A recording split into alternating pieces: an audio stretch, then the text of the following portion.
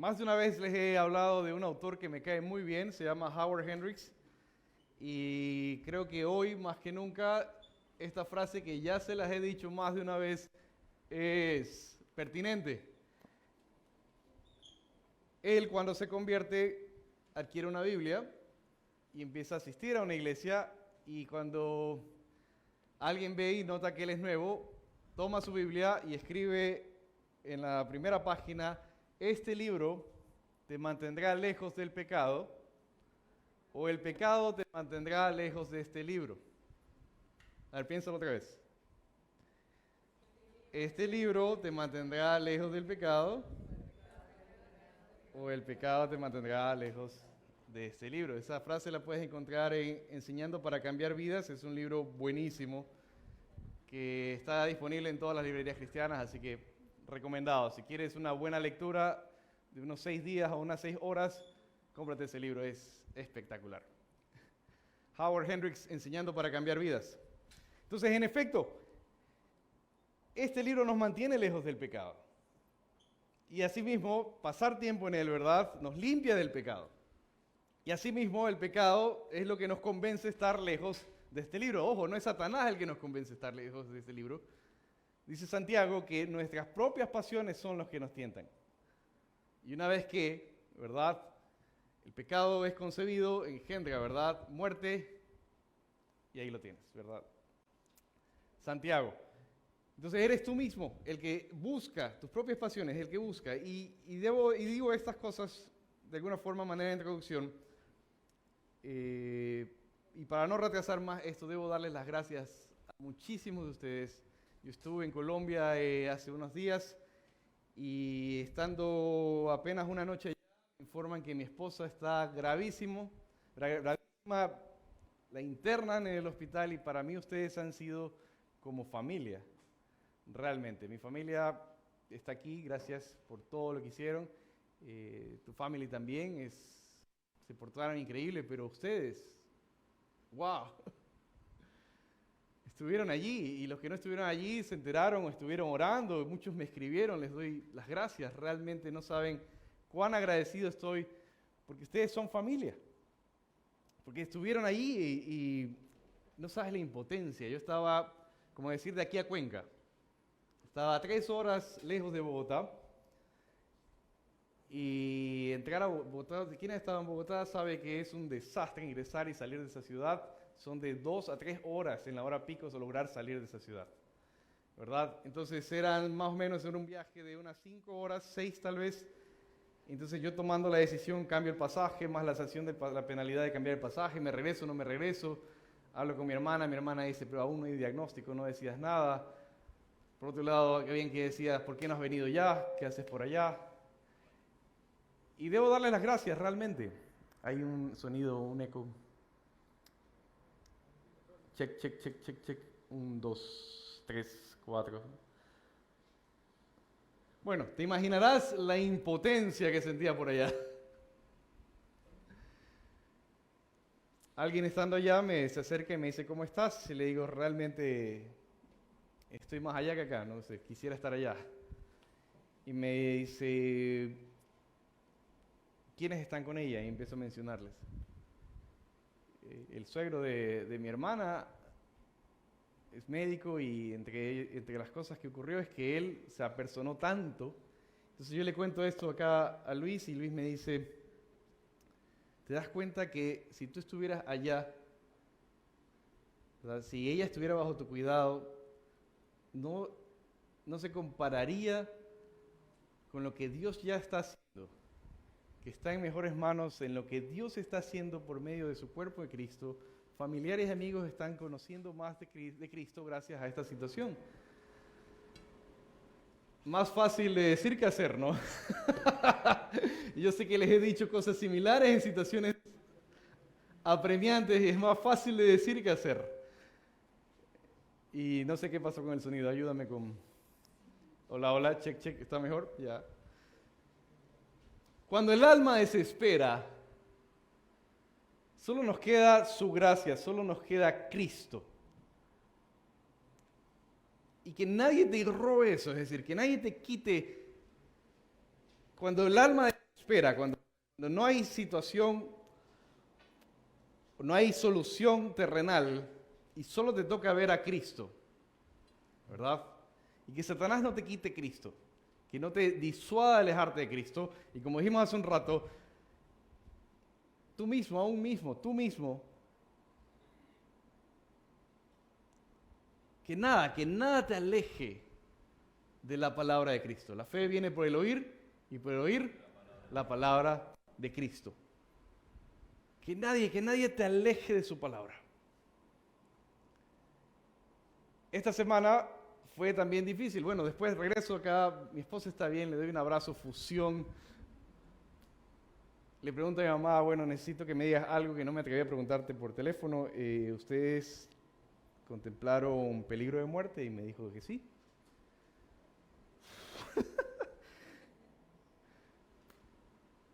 Así que gracias al Señor por la vida. Gracias al Señor por la vida. Y ya estando acá, me toca irme de vuelta. Me voy a Quito, estoy unos días en Quito.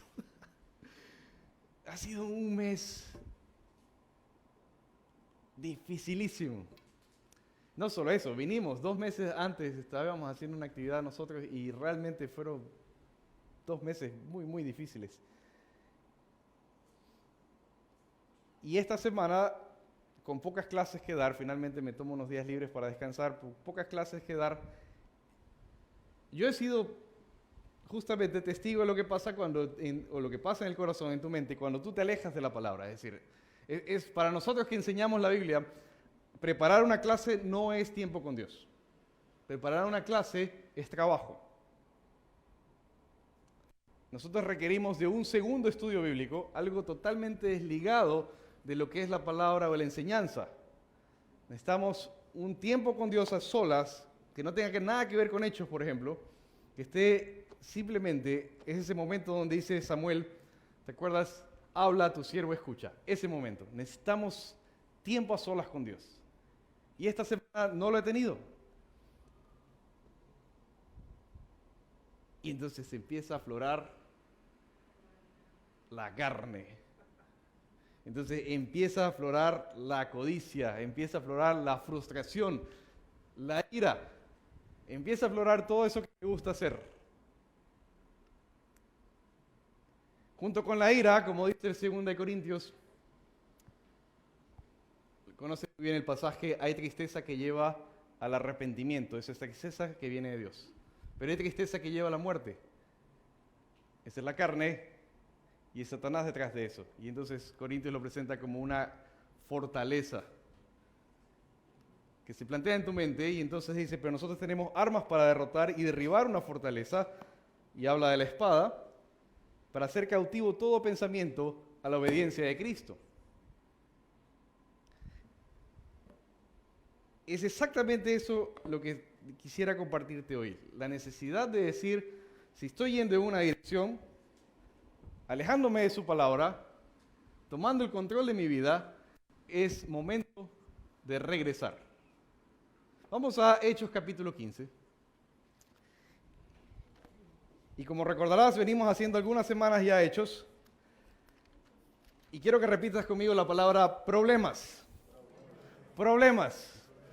¿Has tenido problemas? Bueno, yo te acabo de contar un montón de problemas que acabo de tener. Problemas. Muy bien, a través de Hechos, desde el capítulo 1, ¿verdad? El mayor problema es que Cristo asciende y los discípulos dicen, ¿y ahora qué hacemos? Bueno, esperemos la promesa, y Jesús dijo, cuando venga el Espíritu, ¿verdad? Recibirán poder y me serán testigos, primero en Jerusalén, Judea, Samaria y hasta los confines de la tierra. Primer problema, Cristo se ha ido. Capítulo 2, su Espíritu viene y entonces el Espíritu Santo capacita y empiezan a testificar. Esto trae un mega problema porque se convierte en ¿cuántas personas? ¿Cómo bautizarías justo después de una conversión 3,000 personas? Tremendo problema, empiezan los problemas, pero esos son buenos problemas. Avanzan los capítulos, hay más conversiones, ¿verdad? Y por ahí empiezan a haber dificultades. Y empiezan a haber problemas tal vez de corte interno. Por ejemplo, capítulo 6, hay tantas personas que dicen no se está atendiendo a los griegos, especialmente a las viudas, la comida falta. Esos son problemas de carácter interno, ¿verdad? Por ahí uno de esos días se nombra a 7, estos son los diáconos y estos empiezan a servir. Entre esos está uno muy famoso que falleció, Esteban. ¿Cómo falleció Esteban? Lo mataron. Y se desata una persecución tal que la iglesia es dispersada por un montón de ciudades, ¿verdad? ¿Ese problema de qué carácter sería? ¿Interno de la iglesia, interno o externo de la iglesia? ¿Quién provocaría algo así? Bueno, si vemos la soberanía de Dios, Dios usa ese momento, ¿verdad? Para hacer lo que había dicho que sería, ¿verdad? ¿Qué dijo Cristo? Me serán testigos en Jerusalén, Judea, Samaria y hasta lo último de la tierra. Salen. Y en efecto van y empiezan a ser discípulos. Pero por otro lado vemos que el odio que respiraban quienes los perseguían, como por ejemplo Saulo, un tal Saulo de Tarso, su odio hacia la iglesia, ¿y quién podría estar detrás de ese odio hacia los que se están convirtiendo y están hacia Dios? Bueno, si vemos la obra de Satanás, a través de la historia de la iglesia, él persigue y persigue y persigue y persigue a la iglesia para que otros no se conviertan, tengan miedo de convertirse o abandonen la fe. Y da con tal fuerza, ¿verdad? Y en una de esas, en lugar de cesar las conversiones, se multiplican las conversiones. Más personas llegan a los pies de Cristo. Entonces Satanás se da cuenta de esta situación y ¿qué ocurre? A través de toda la historia de la iglesia lo vas a ver. Los acomoda. Y cuando los acomoda, empiezan a debatir entre ellos. Sea por palabra, por doctrina, o a veces por tonterías. Hoy día vamos a ver una de esas. Uno de esos debates, ¿verdad? Se ha convertido el perseguidor, que es Pablo. La persecución baja y la iglesia empieza otra vez a acomodarse. Y ahora viene un problema, y este problema esta vez va a ser hacia adentro. Vamos al capítulo 15 de Hechos. Y si recordarás, acaba de terminar Pablo un primer viaje, acaba de fundar un montón de iglesias, y hasta ahora cada vez que los judíos se enteran que hay una conversión de este estilo en una ciudad, quieren perseguirlos y apedrearlos, ¿verdad? Vamos al capítulo 15, verso 1, y mira lo que ocurre. Ya Pablo está en Antioquía de regreso. ¿Te acuerdas del viaje? Fue a Antioquía, se fue para Chipre, luego fue para lo que es Turquía, la parte de lo que sería Galacia, luego funda un montón de iglesias, Listra, Icaonia, se me escapa una. Bueno, 3 iglesias allá, regresa por todo el recorrido, por ahí por el camino Juan Marcos se baja del barco, regresa a Antioquía y estando en Antioquía, oh sorpresa, han llegado hermanos desde Jerusalén. Veamos lo que ocurrió. Verso 1. Entonces algunos que venían de Judea enseñaban a los hermanos. Rojo peligro, si tienes resaltador, aquí va. Rojo peligro. Si no os circuncidáis conforme al rito de Moisés, no podéis ser salvos. Esto se le está diciendo a los que ya son salvos. Si no te circuncidas conforme al rito de Moisés, no puedes ser salvo. ¿Te imaginas que alguien te diga algo así? ¿Te circuncidas? ¿Sabes qué es la circuncisión? Cristian, ¿qué es la circuncisión? Presta atención. Es una cirugía del prepucio. En el órgano reproductor masculino. Entonces se corta un exceso de prepucio, de piel. Exactamente. ¿Por qué es necesario algo así? Porque era la señal del antiguo pacto. En el caso del rito de Moisés. Ahora, por temas de salud, ¿por qué sería necesario algo así? He escuchado que por el tema de la Higiene. higiénico, sí, más que todo por eso. Muy bien.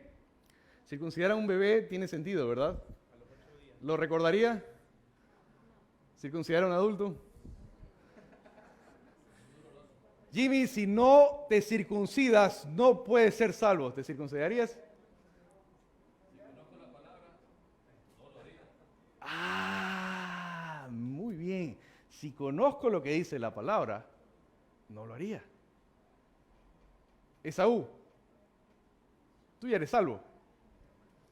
Bueno, he aquí que por revelación de Dios hoy día me acabo de enterar que si no nos circuncidamos no puede ser salvo.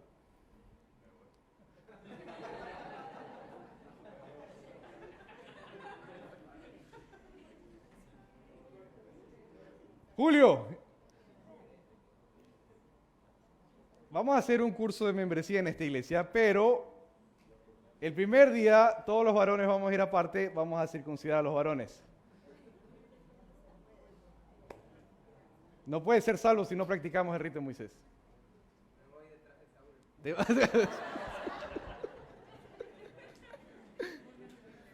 Bueno, nos reímos aquí. Sepan que esto ha pasado vez tras vez en la historia de la iglesia, donde a algún predicador se le ocurre judaizar y hacerse judío y engañar a toda una congregación, media congregación, partir de una congregación. Lo curioso es que estos que venían de Judea no habían fundado ninguna de las iglesias. Para empezar, no habían fundado Antioquía, que es una super iglesia. Antioquía es la iglesia misionera. Si Israel, ¿verdad? Si Jerusalén, perdón, sería la primera iglesia, ¿verdad? El Espíritu Santo, porque le plació al Señor, desató tal número de convertidos en Antioquía, ¿verdad? Y trajo a lo mejor de lo mejor de lo mejor de los maestros griegos, es decir, son judíos pero hablan griego en Antioquía, ¿verdad? Por cierto número de años, que es ahí donde el Espíritu Santo dice, me separarán, ¿a quién? A Bernabé y a Saulo. ¿Por qué?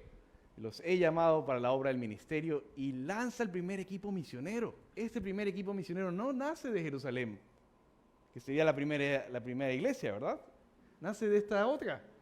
Hay otra segunda iglesia en Samaria ya, pero es esta de aquí, Antioquía, que es especial, más al norte. Ya tal vez por el territorio de lo que hoy día sería por ahí Líbano, ¿verdad? Entonces, allá está Antioquía, y de Antioquía nacen un montón de iglesias hacia el lado de Turquía. Bueno, Chipre primero, y luego tenemos el sur de Turquía, que sería lo que es Galacia en la Biblia, ¿verdad? O en los días del Imperio Romano. Y entonces nacen todas estas, porque el Espíritu Santo le plació, escogió a Bernabé y a Pablo para que hagan esta obra, ¿verdad? Pero estos no han hecho absolutamente nada, no han hecho ni un solo discípulo. Y llegan a Antioquía y dicen, no pueden ser salvos. No pueden ser salvos, ¿cómo? A los salvos. Verso 2. Como Pablo y Bernabé tuviesen una discusión y contienda no pequeña con ellos, se dispuso que subiesen Pablo y Bernabé a Jerusalén y algunos otros de ellos a los apóstoles y a los ancianos para tratar esta cuestión. La iglesia decide, ok, demasiado debate, necesitamos hablar de este tema con los apóstoles. Verso 3, entonces ellos, pues, habiendo sido encaminados por la iglesia, pasaron por Fenicia y Samaria, contando la conversión de los gentiles, reportando ese viaje de capítulos 13 y 14, de todas estas nuevas iglesias que hay en Listra, Icaonia, todas estas ciudades en Chipre, ¿verdad? Todas estas ciudades en Antioquía y Pisidia, todo eso que vimos hace unas pocas semanas. Todas estas ciudades, ¿verdad? Y empiezan a informar a estas otras dos iglesias importantes, Fenicia y Samaria, que están en el camino, ¿verdad? Contaban la conversión de los gentiles y causaban gran gozo a todos los hermanos. Subraya conversión si puedes en tu Biblia. Verso 4, y llegados a Jerusalén, fueron recibidos por la iglesia y los apóstoles y los ancianos y refirieron nuevamente todas las cosas que Dios había hecho con ellos. Verso 5 es importante, rojo peligro, porque hasta ahora están hablando lo mismo que se ha hablado en Fenicia y en Samaria. El reporte del viaje de capítulos 13 y 14 que se dio en Fenicia y Samaria, ahora Bernabé y Pablo están diciéndolo ahora en Jerusalén. Verso 5. En la iglesia, miren quiénes están también. Algunos de la secta de los fariseos. ¿Quiénes son ellos? Habían creído en Cristo, ¿verdad? Ya están en la iglesia. De alguna forma tienen cierta cercanía con los apóstoles, ¿verdad? Opinan, mira lo que dice. Que habían creído, se levantaron diciendo, es necesario circuncidarlos y mandarles a que guarden la ley de Moisés. ¿Subrayaste? Rojo peligro, es la segunda vez que se dice algo así. Vamos a ver, la primera es verso 1. Estamos a los que acaban de llegar, capítulo 15 de Hechos. En el verso 1 la primera vez dice, si no os circuncidáis conforme al rito de Moisés, no podéis ser salvos. Rojo peligro. Richard, si no te circuncidas conforme al rito de Moisés, no puedes ser salvo. ¿Te circuncidarías? No. Samuel, si no te circuncidas no puedes ser salvo.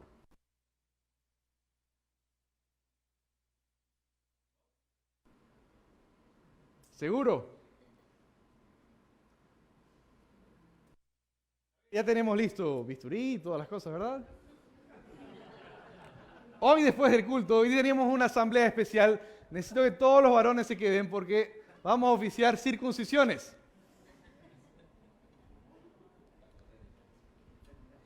Miren. Es decir, esto pasa en Antioquía y ahora en Jerusalén se levantan, verso 5, algunos de la secta de los fariseos que ya habían creído en Cristo, se levantaron diciendo es necesario circuncidarlos y mandarlos a que guarden la ley de Moisés. ¿Por qué hace esto Lucas? ¿Por qué Lucas explica o redacta tal cual el argumento de ellos? Te lo voy a decir por qué. Estaba ayer buscando un servicio que se me había ofrecido en cierto local. Me habían dicho, mira, si tú me traes tu celular, yo te hago en cuero una carcasa a medida. Y me mostraron las que tenían, me encantaron. Entonces yo, tiempo después, regreso finalmente el día de ayer, voy y digo, quiero que me hagan una carcasa a medida, aquí está. Y la vendedora me dice, no, eso nunca hemos hecho aquí. Bueno, quien sea que me haya dicho, me dijo que podían hacer esto a medida. No, es solo del iPhone. Y yo le digo, entonces no ofrecen ese servicio. Y nunca hemos ofrecido ese servicio. ¿Cómo? Claro, usted, bueno, no sé quién me habrá dicho, tal vez otro vendedor, otra vendedora, pero nunca han ofrecido ese servicio. Y me insistían que no. Voy a llamar y me hace la lámpara y hace una llamada falsa, no, nunca llamó, nunca habló con nadie. No, ya eso nunca se ha hecho, dice. Entonces yo me voy, me hice relajo. Me recuerdo otra ocasión, estaba en una camisería y yo usualmente tengo una talla para la camisa, ¿verdad? Para el cuerpo y otra para el cuello, no entiendo por qué. Yo tengo cuello 16.5 y de cuerpo yo soy 15. Entonces tengo un cuello que no coincide con mi cuerpo. Entonces yo voy a la camisería y yo tengo que pagar $5 adicionales para que me hagan un cuello a mi medida. Regreso porque necesito nuevas camisas y cuando llego ahí, en una ocasión me dice una vendedora, no, esto no se hace aquí. ¿Cómo que esto no se hace aquí? Le digo. Yo cuántas veces yo soy cliente, solo ponga mi número de cédula y va a salir la cantidad de facturas que he hecho ese cambio de cuello. No, si usted desea hacer esto, tiene que ir al centro. Ahí me enojé. Sí me enojé y le dije, a ver, mire, usted a un cliente que vuelve no debería tratarlo así. Sobre todo cuando hay una camisería justo al lado. Ustedes tienen que cuidar al cliente, me enojé. Bueno. ¿Vives en Ecuador? ¿Sabes cómo es la atención en las tiendas aquí en Ecuador? ¿Sabes cómo es la atención al cliente? ¿Sabes de lo que estoy hablando? ¿Te ha pasado algo así alguna vez? Y el bobo es uno. Lo mismo pasa con un falso maestro. Una vez que tú demuestras, una vez que con la escritura tú muestras que lo que está diciendo es falso, no, eso no es lo que yo había dicho. Lo que había dicho es esto de acá. Toma nota. Esto es lo que pasa con cada judaizante que he conocido. Una vez que dicen que van a guardar los 10 mandamientos y que van a empezar por el sábado, luego en muy poco tiempo salen con el tema de la circuncisión. Luego de muy poco tiempo te dirán que realmente no son y nunca fueron gentiles, sino que son descendientes de judíos. En muy poco tiempo van a hacer algo totalmente atroz. Van a decirte que la salvación no es para los gentiles. Y eso es una aberración, eso es una perversión de las Escrituras. Es una perversión a la salvación. Y lo que ellos te van a decir, y es lo que siempre ocurre, lastimosamente, lo he visto vez tras vez, y lo vemos desde Hechos. Resulta que según ellos, solo son salvos aquellos que tienen cierto ADN o cierto linaje de algún judío. Y que porque están dispersos por todo el planeta, entonces son solo esos los que tienen ese deseo de volver a Dios. Falso. Podemos ver, es decir, el que diga algo así simplemente cuenta con que tú ignores la Escritura. Y en muy poco tiempo, y creo que tienes en mente a alguien ya, ¿verdad? Sí, en muy poco tiempo van a decir, no, resulta que Jesús, bueno, venían diciendo que le cambiaron el nombre a Pablo. Pablo venía, le dicen en hebreo, le dicen, lo pronuncian mal, ¿verdad? A Moisés lo pronuncian raro también, a Jesús también pronuncian de una forma. Y entonces dicen que Jesús no resulta que no había sido el Mesías. ¿Cómo? No es que eras judío mesiánico, no, resulta que también estaba mal. ¿Cómo? Eras evangélico, ahora eres judío mesiánico y ahora me dices que Jesús no es el Mesías. No, no es el Mesías. Y luego te dicen, final de cuentas, todos ustedes están mal. Me dijo hace unas 2, 3 semanas, no, un poquito más, hace mes y medio, me dijo uno de estos, me saluda y me dice bendiciones y yo le digo, wow, ¿eres creyente? Me emociono, ¿no? Y me dice, sí, yo soy creyente, pero yo no creo en esa Reina Valera porque esa Reina Valera es una mentirosa. ¡Wow! Bueno, uno contrata por competencia y no por pena, así que realmente en lo que sabe hacer lo hace muy bien. Así que en ese tema, perfecto. Le dije, bueno, no vamos a discutir, no vamos a hablar, vamos a seguir haciendo lo que estamos haciendo y listo. Pero eso es lo que realmente está ocurriendo. Como dice 2 Timoteo, van de mal en peor. Están siendo engañados, empiezan a engañar. Ahora, ¿por qué Lucas lo registra 2 veces? Porque siempre te van a decir no, siempre te van a dar la vuelta, porque así es el mentiroso. Resulta que no era así, no, yo no había dicho esto. Bueno, la perversión es que directamente vinculan guardar la ley con la salvación. No puedes ser salvo. No, nunca dijimos que no puedes ser salvo. Eso no es cierto. Eso no es cierto. No, bueno, a mí no me puedes engañar porque yo sé. ¿Saben quién es Nathan North? Fue uno de los presidentes de Watchtower, de los Testigos de Jehová. Previo a él hubo otro, un fundador en 1875, predijo que, no, 70, predijo que Jesús vendría en 1875. Jesús no vino en 1875 y dijo, bueno, es que Jesús resucitó con cuerpo espiritual, entonces es invisible, sí vino, pero no lo vemos. Y así nace Watchtower, Atalaya. Así nació. Aunque Cristo ya vino. Bueno, como es invisible y nadie lo... 5 veces han dicho los diferentes presidentes de Atalaya a nivel mundial, Watchtower, han predicho fechas donde Jesús vendría. Y cada vez que no viene, la última fue en el 71, dicen, no, es que no dijimos eso, sino que Jesús ahora pasó del tabernáculo al lugar santísimo del tabernáculo celestial. Esa fue la última vez. No, espérate un momento. No, esto es textualmente, no, nunca dijimos eso. Bueno, hay correspondencia de Nathan North con Hitler, ¿sabías eso? Las oficinas de Watchtower en Alemania se dedicaron a entregar y denunciar judíos. Las cartas existen. ¿Qué hacemos con eso? Ellos dicen, no, nunca habló con Hitler. ¿Cómo? Aquí están las cartas. Existen. Bueno, ustedes recordarán, según ellos, ¿cuántos pueden ser salvos? 144,000. Ya dicen que no. Nunca habíamos dicho eso. ¿Por qué? Solo con ser testigo de Jehová ya eres salvo.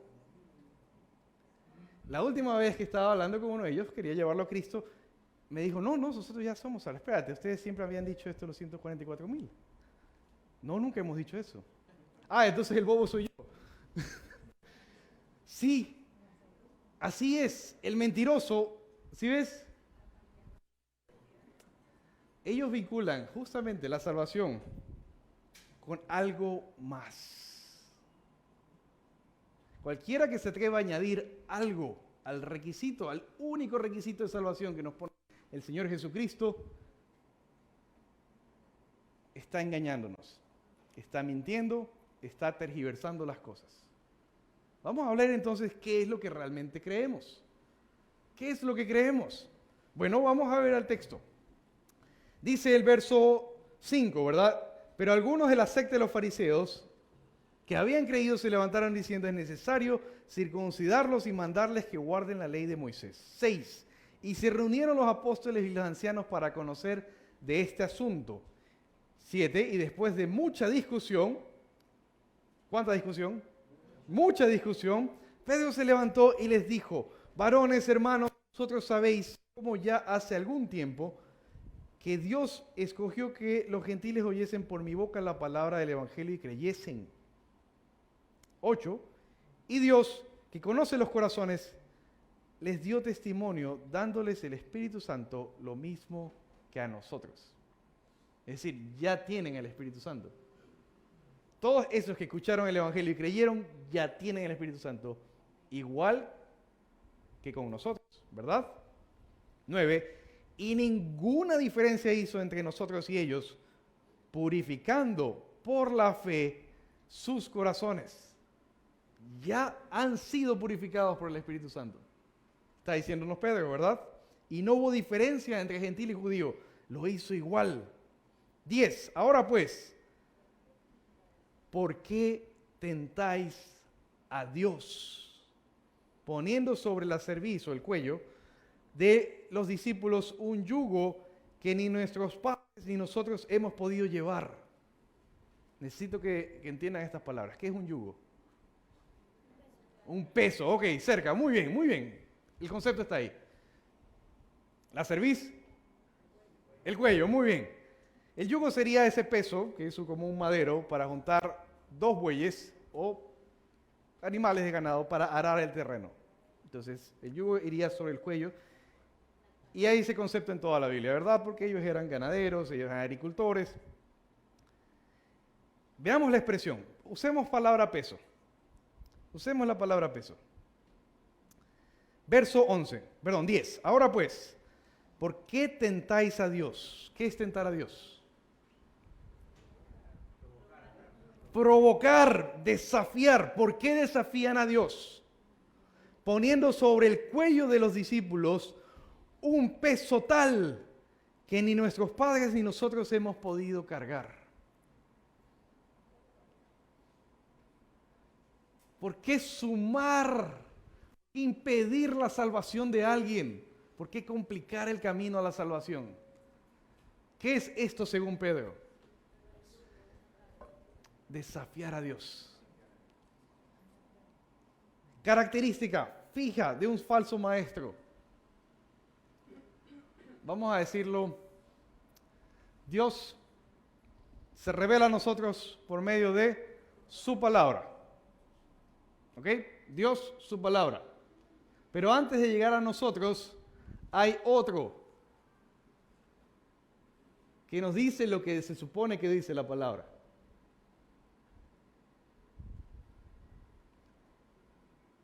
¿Qué es lo que quiere Dios? Lo que encuentras en Éxodo, cuando Moisés le dice al pueblo: vamos, ahí está el Señor.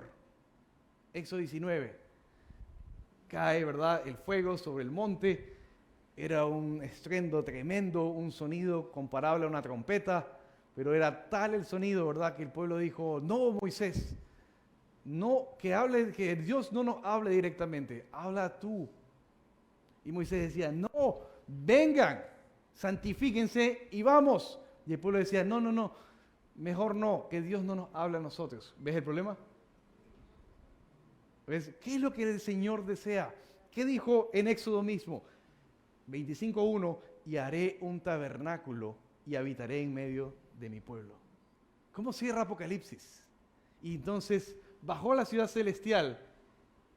¿Y qué dice? Describe la ciudad, unas dimensiones que en este universo, por eso se requiere una nueva creación. Un cuerpo de ese tamaño sería redondo, sería como una luna. Entonces es otra creación, es una nueva creación, nuevos cielos y nueva tierra. La esperanza de los cristianos no es simplemente ser salvo del infierno e ir al cielo. Es la resurrección, una nueva creación. Entonces, ¿qué nos dice Apocalipsis? Y desciende la ciudad santa, ¿verdad? Y aquí Dios hizo tabernáculo en medio de su pueblo. ¿Cuál es la voluntad de Dios? Que este libro sea tu tabernáculo para encontrarte directamente con Dios. ¿Cuántos días? ¿Te acuerdas lo que dice en la Biblia de este hermano que les conté?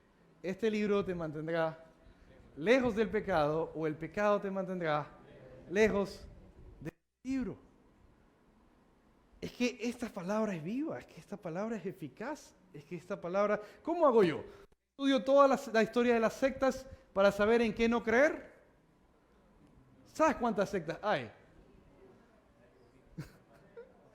Excede por mucho el número de 1000. Es decir, de denominaciones bíblicas que se adhieren al Consejo de Inerrancia de 1978, en Ecuador hay más de 82, en el planeta hay más de 2000. Es decir, de los que nos adherimos, que creemos que esta es la palabra revelada por Dios y nos sometemos a su autoridad, hay muchísimas. ¿Cuántas crees que hay falsas? Igual número.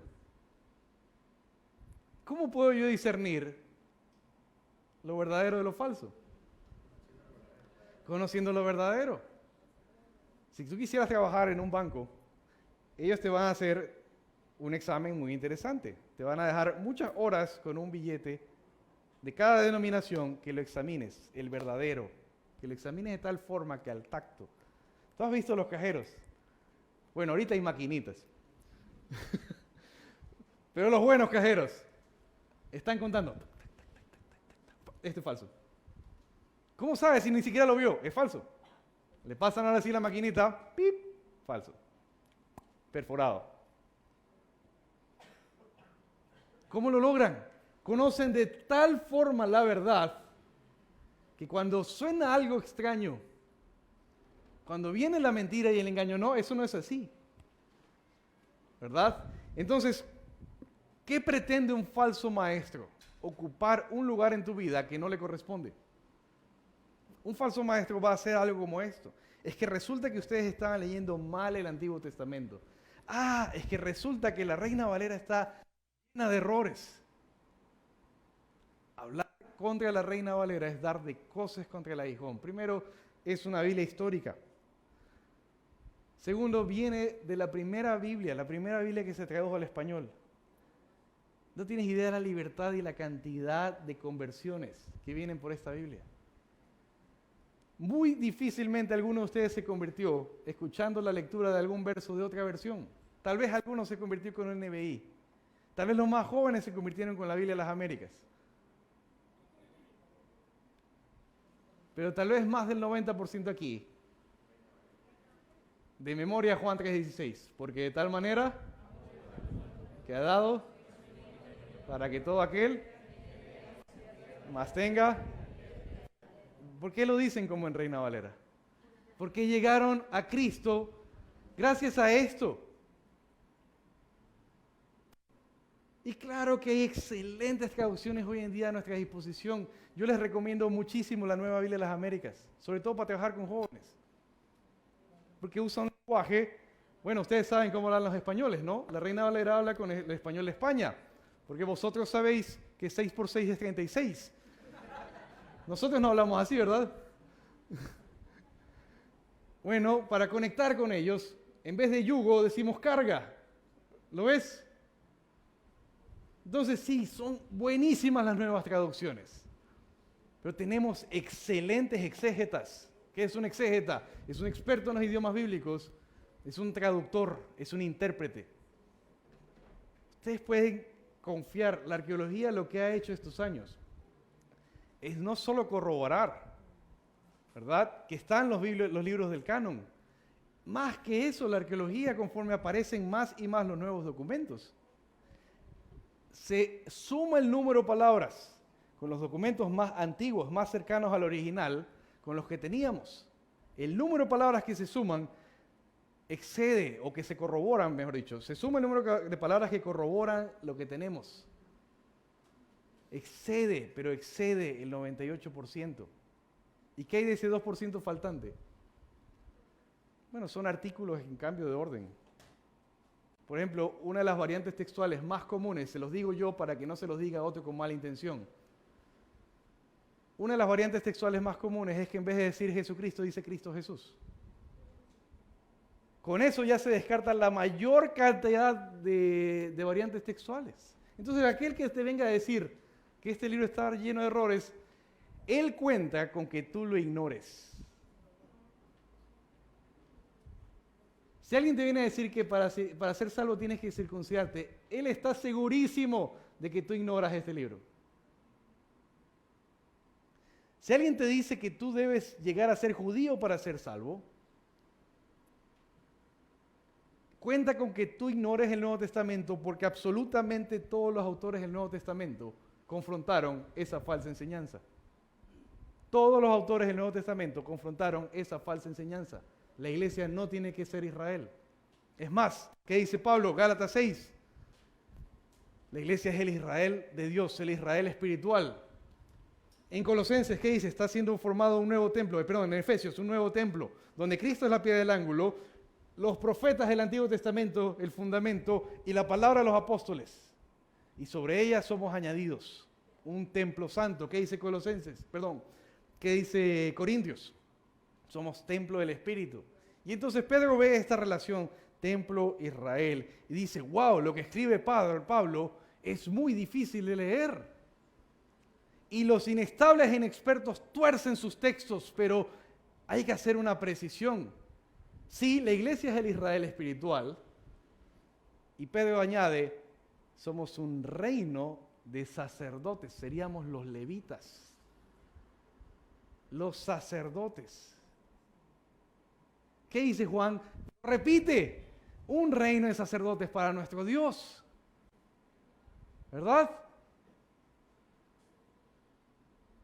Quien te diga que debes de judaizar para ser salvo, cuenta con que tú ignores la palabra de Dios. Por otro lado está lo opuesto. Aquellos que envidian y odian tanto a Israel, que te dicen que la iglesia reemplazó a Israel. Espera un momento. Quien te diga algo así, cuenta con que tú ignores en cambio el Antiguo Testamento. Porque todas las promesas dadas a Israel son por pacto perpetuo. Eso implica que hay un porvenir. Si las promesas dadas a Israel son firmadas por un pacto de sangre perpetuo de parte de Dios, Dios cumplirá su palabra. Por ejemplo, Jeremías capítulo 1, verso 12 dice, ¿qué ves, Jeremías? Y él dice, veo una vara de almendro. Bien has visto, Jeremías. ¿Has visto el almendro? ¿Alguien aquí come almendras? ¿Sí? Muy bien. Una vara de almendro. Imagínate un árbol de almendras. Y, cosa curiosa, un juego de palabras en hebreo ahí, le dice, bien has visto, Jeremías, porque yo velo, pero si tú ves el estudio de palabras, dice yo almendro sobre mi palabra para cumplirla. Es un juego de palabras porque en ese verso es como cuando dices acá en español Lima. Tiene múltiples significados. Almendro en hebreo tiene más de un significado. Como por ejemplo, velar. Lima tiene más de un significado. También es una fruta, ¿verdad? Pero hay más cosas con lima. Igualito, almendro, en el lenguaje bíblico, ¿verdad? En hebreo, yo velo sobre mi palabra para cumplirla. Eso quiere decir que si lo que Dios ha prometido a Israel va a pasar, Cristo sí viene. Y si Cristo sí viene, estamos en problemas porque sí hay juicio entonces. Todo aquel que niegue la venida de Cristo cuenta con que tú ignores el Antiguo Testamento.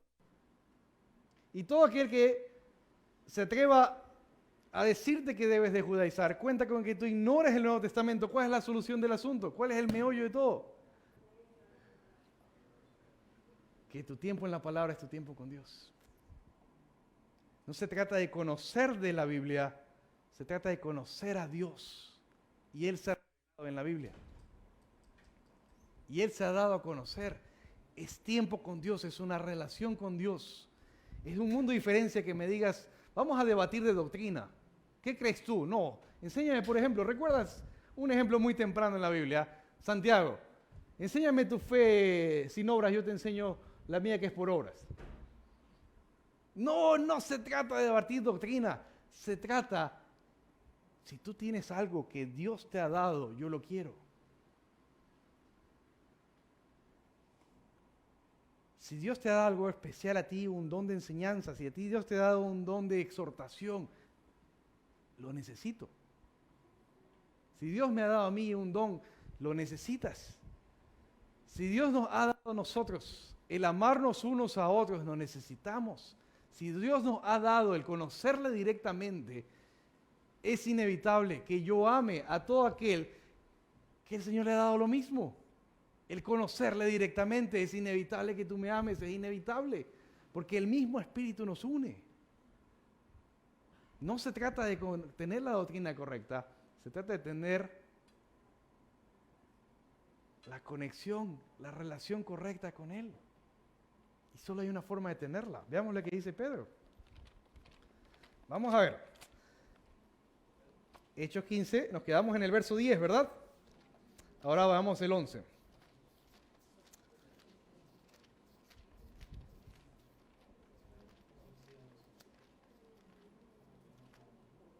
Muy bien.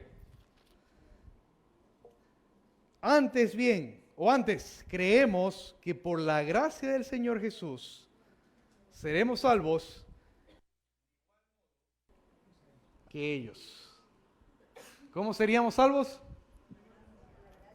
Igualito, ¿cómo? Por gracia. ¿Qué es gracia? Es un regalo. Por regalo de Dios, por un don de Dios, seremos salvos, igual que ¿quiénes? Está hablando un judío. Igual que los gentiles. De la misma forma, somos salvos por la gracia de ¿quién? De Jesús. ¿Qué es la gracia de Jesús? Es su sangre en la cruz. Hay una canción, tómala en cuenta uno de estos días, que decía algo así.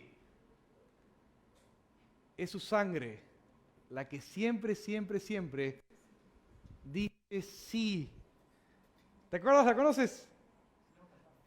Para poder estar delante de ti. ¿Puedes cantarla? Ven acá, vente para acá.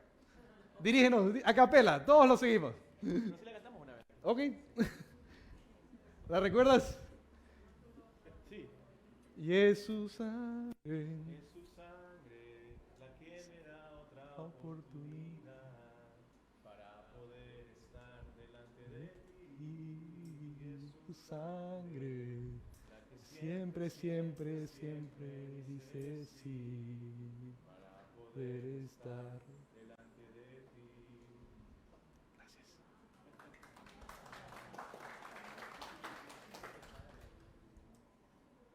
Es su sangre en la cruz la que nos da libre acceso a Jesús. Eso es lo que creemos. Y eso es lo que queremos comunicarle al mundo. Eso es lo que tus familiares, tu papá, tus primos, tus tíos, tu hermano, tu hermana, tu cuñado, tu cuñada, tu suegro, tanto molestan para que vengas aquí a escuchar. Que no importa qué pecado hayas hecho, si tú vienes con la humildad de pedir perdón al Señor Jesús, puedes ser salvo igual tú como yo, igual que como Israel, los gentiles, por la gracia de Jesús. Vamos a orar.